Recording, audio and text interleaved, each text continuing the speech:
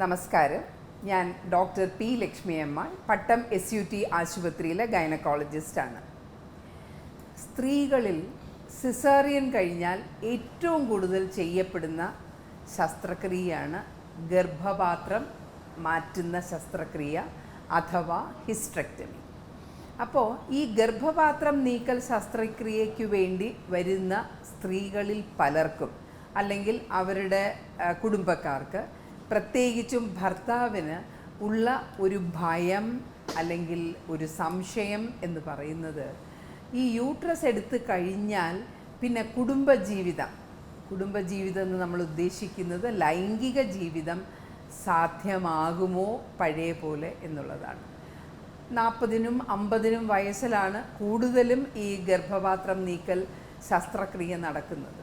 അപ്പോൾ ആ ഒരു സമയമെന്ന് പറയുന്നത് ലൈംഗികമായി സ്ത്രീയും പുരുഷനും ആക്റ്റീവായിട്ടിരിക്കുന്ന സമയം തന്നെയാണ്. അപ്പോൾ ആ സമയത്ത് ഈ ഗർഭപാത്രം എടുത്ത് കളയുന്നത് കൊണ്ട് ലൈംഗിക ജീവിതത്തിനൊരു ബുദ്ധിമുട്ട് വരുമോ എന്നുള്ളൊരു സംശയവും ഭയവും എല്ലാവരിലും ഉണ്ട്. പലരും ഒരു ഗർഭപാത്രം നീക്കൽ വേണ്ട സമയത്ത് പോലും അത് വേണ്ട എന്ന് പറയുന്നതിൻ്റെ പുറകിൽ ഈ കാരണമാണ് ഉള്ളത്. അപ്പോൾ അതൊന്ന് വിശകലനം ചെയ്യാനാണ് ഞാൻ ഉദ്ദേശിക്കുന്നത്. ഗർഭപാത്രം നീക്കിയാൽ ലൈംഗിക ജീവിതത്തിന് പ്രശ്നം വരുമോ?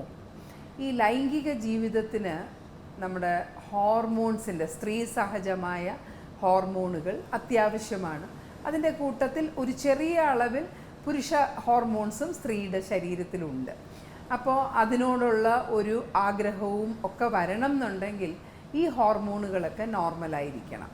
പക്ഷേ ഗർഭപാത്രം മാത്രം എടുത്ത് കളയുന്നത് കൊണ്ട് ഈ ഹോർമോണുകൾക്കൊരു വ്യതിയാനമൊന്നും ഉണ്ടാവുകയില്ല.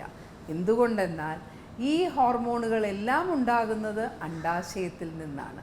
നമ്മൾ ഗർഭപാത്രത്തിൻ്റെ കൂട്ടത്തിൽ തന്നെ അണ്ഡാശയങ്ങളും എടുത്ത് കളയേണ്ട ഒരവസ്ഥ വന്നാൽ മാത്രമേ ഈ ഹോർമോണുകളുടെ അളവിൽ കുറവ് വരികയും അത് ഈ ലൈംഗിക ബന്ധത്തെ ബാധിക്കുകയും ചെയ്യുന്നുള്ളൂ.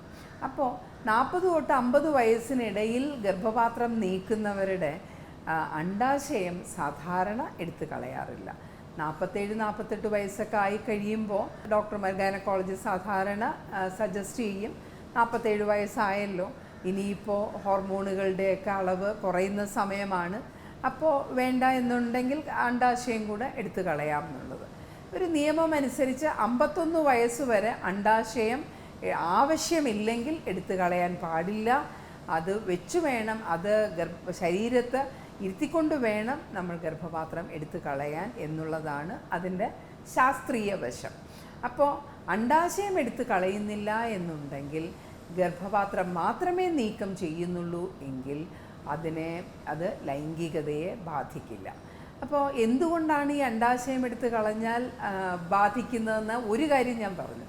സ്ത്രീ സഹജമായ ഹോർമോണും ഈ അണ്ഡാശയത്തിൽ നിന്ന് തന്നെ വളരെ ചെറിയ തോതിൽ പുരുഷ ഹോർമോൺ ടെസ്റ്റോസ്റ്റിറോണും ഉണ്ടാകുന്നുണ്ട്. അപ്പോൾ ഇത് രണ്ടും വേണം ഒരു സ്ത്രീക്ക് ലൈംഗിക ബന്ധത്തിൽ ഏർപ്പെടാനുള്ള ചിന്ത വരാനും ആഗ്രഹം വരാനും ത്വര വരാനും ഒക്കെ.